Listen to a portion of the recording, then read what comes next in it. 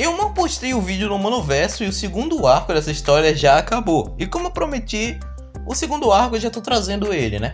Literalmente no mesmo dia que ele acabou. Pelo menos é o dia que eu tô gravando, não prometo que seja o dia que eu poste. Então não precisa explicar muita coisa, né? Você já sabe como funciona. Aquela história que o pessoal do Discord tá escrevendo. Na verdade o Yu tá escrevendo com os personagens do servidor do Discord e tal. E por incrível que pareça, se você quiser participar ainda dá tempo. E eu acho que só vai acabar esse prazo pra você se fazer o seu personagem, né? Só quando o roteiro estiver todo pronto, a ponto do Yu não poder mais mudar nada. Mas enfim, eu já tô enrolando demais no vídeo que eu sei que vai ficar longo. Então bora logo começar, já deixa o like, se inscreva no canal. Passa no servidor do Discord, que mesmo que você não faça o personagem, passa lá, porque você com certeza vai gostar da história. Você fica lá, recebe as notificações dos capítulos, enfim, né? Eu já tô vendo que esse vídeo vai ficar com mais de 20 minutos. Mas é isso, e bora logo pro vídeo. E o arco começa com o Victor treinando a magia de vento dele. E nesse treinamento ele acaba conjurando a magia de vento, que acaba acertando alguns bandidos e você tá ligado, né? Acaba entrando na confusão e ele tem que sair correndo de lá. E nessa fuga dele ele acaba chegando num lugar chamado Griffon. Provavelmente deve ser outra referência a algum Isekai que eu não conheço. Mas nessa hora é explicando um pouquinho melhor sobre o que acontece nesse mundo. E como é o mundo em si, né? Basicamente tem dois reinos principais, Griffon e Ragnar, que também deve ser outra referência a algum Isekai. Bom, basicamente Griffon é um império normal. Bom, ele tem uma vida boa, tem uma sociedade boa, não é nada demais, mas que ainda assim é melhor do que o Ragnar, que são basicamente um monte de bárbaros. O próprio Yu descreveu como sendo tipo um Rio de Janeiro no mundo do Monoverso. Então já deu pra entender porque que o Victor queria ir pra Griffon e não pra Ragnar, né? O plano do Victor era se alistar no exército. Assim, ele podia completar aquela missão secundária dele, de ajudar o máximo de pessoas possíveis nesses 7 dias. Que era a missão principal dele, né? Sobreviver durante 7 dias. E bom, ele consegue se alistar no exército no meio da fuga, ele despista os bandidos e vai pro quartel mais próximo. Se alistar lá, e é engraçado o jeito que ele chega, porque ele fala simplesmente eu quero me alistar no exército, ele se alista. Tudo bem que o Yu deu a justificativa que eles estavam tipo com um exército meio baixo, então eles estavam aceitando qualquer um e tal. Ainda assim me pareceu estranho, mas eu não sei como é que funcionavam essas coisas no mundo medieval, então beleza, né? Então mais uma vez o Yu dá um tempo do Victor, mostrando que provavelmente o Dialga é o protagonista e não o Victor. Ou pelo menos, se não for ter essa intenção, é o que tá parecendo que é. E mostra um pouquinho do K, personagem zoado pra caramba. Por quê? Porque tá tudo acontecendo, tá uma guerra gigantesca. Que no caso já tá acontecendo, vai acontecer uma maior ainda até o final do arco. E o K tá dentro de uma caverna tentando sair. Só que o K tá sendo ajudado por quê? Bom, por algum motivo que o Yu não explicou porquê, ele consegue usar magia. Não sei se é porque ele é um moderador ou coisa assim, mas ele não só consegue usar uma magia, como consegue usar duas magias, que é luz e escuridão. Será mesmo que são duas magias? Achei interessante, por algum motivo. Mas que ele consegue usar essas duas magias combinadas para sentir a presença de forma de vida ao redor dele. Assim ele pode se guiar, se livrar de monstros e tal.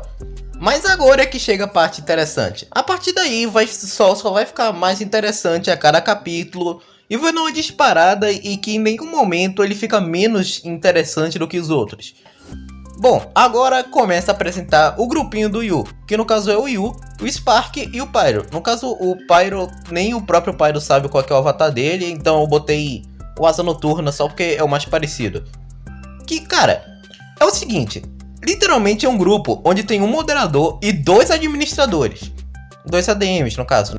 E eu te pergunto, tem como ficar mais apelão que isso?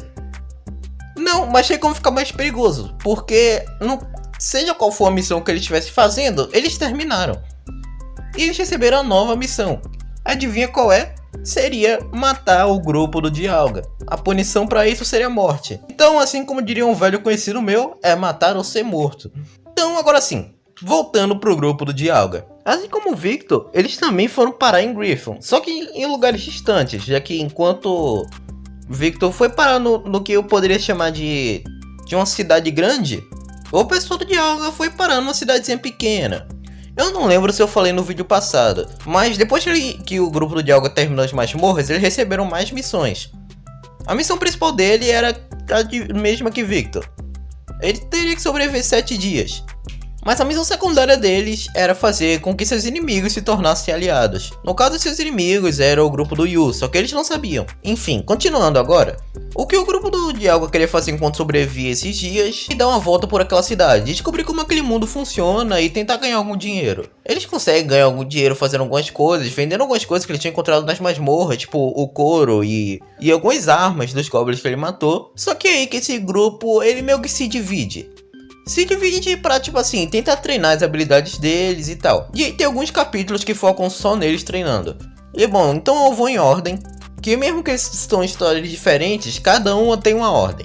Enfim, começando é com o anãozinho Score. O Score acha uma curandeira chamada Nana. Ela é muito experiente e o Score acredita que ela pode se tornar mentora dele e ensinar magia de luz. Bom, a Nana aceita ele, o Score usa a arma secreta dele, a incrível fofura dele, que a Nana dá pra ele uns livros, pra ele ficar estudando as magias e tal. E o Score passa todo esse tempo treinando a magia de luz dele. Depois disso foi o Dialga, mas o Dialga, ele tem a magia de água. Mas embora ele tenha essa magia, o que ele costumou fazer é ficar criando gelo pra atacar ou se defender.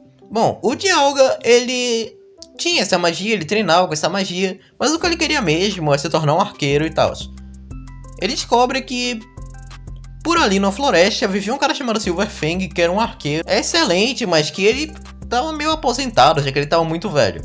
Eu me lembro desse Silverfang de algum canto, mas como eu não tô conseguindo me lembrar, bora continuar. Boiando por uma floresta um pouquinho perigosa, que tinha muitas criaturas vivendo lá, né? E acaba achando o Silverfang.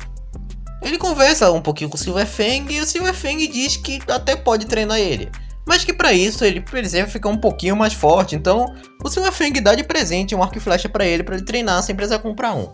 E antes de continuar a parte do Dialga, a gente vai ter que ir para a parte do Milquito. O Milquito tava querendo arrumar algum trabalho para poder comprar uma espada para ele, só que as espadas boas eram muito caras.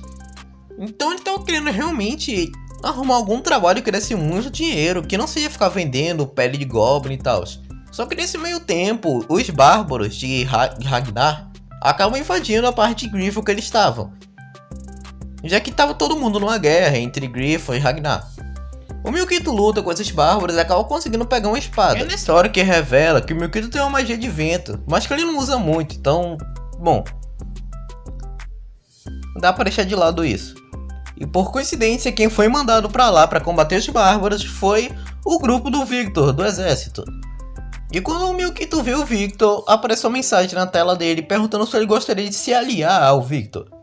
E o Milquito não sabia se o Victor seria esse tal inimigo que ele teria que se aliar. Então ele decidiu se aliar de qualquer jeito, porque quanto mais aliados melhor, né?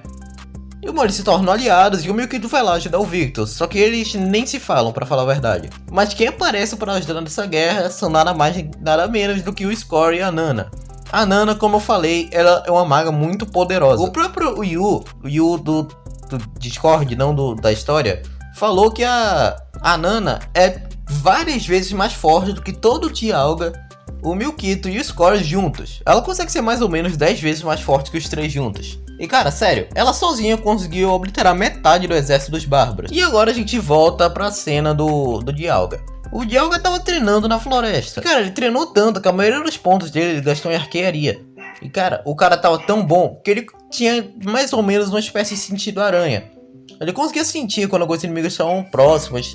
A visão dele aumentou, todos os sentidos dele aumentaram. E eu gostei muito, porque isso é muito usado pelo resto do arco e aparentemente pelo resto da história. Só que nessa matança ele acaba encontrando um cervo. Não um cervo comum. É um cervo que tinha propriedade de mana. O próprio Silverfang explicou pro Dialga que existem algumas criaturas que podem usar mana.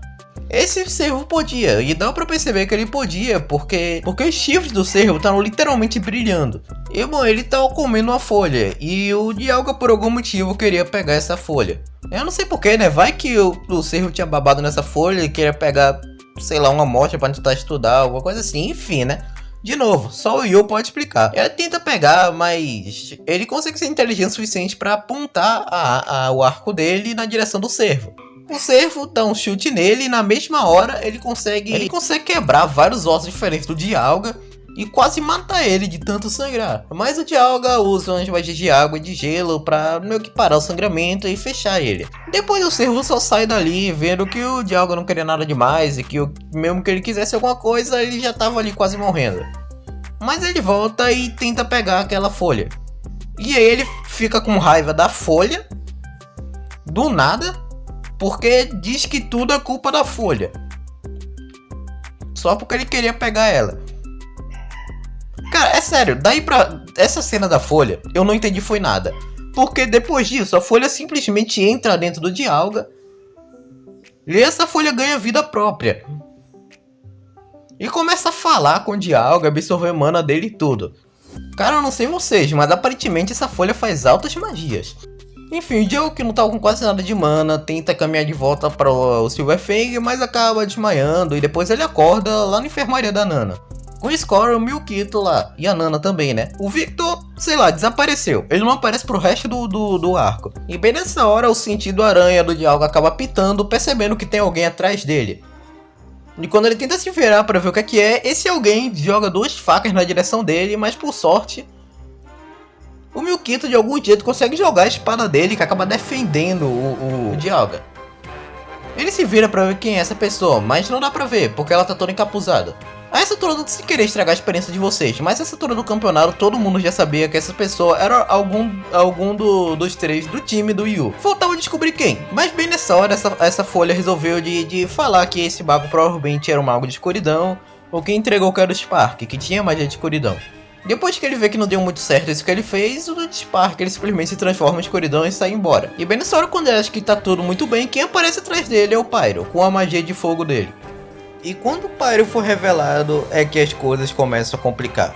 O Dialga sabia que o Pyro, o Spark e o Yu estavam juntos. Então ele ficou extremamente confuso, porque dentro do Discord, os 3 eram uns caras bem legais. Não vou discordar do Dialga. E aí ele fica se perguntando o porquê eles estavam fazendo isso, por que eles estavam atacando. E chega à conclusão que provavelmente isso tudo era obra do sistema e tal.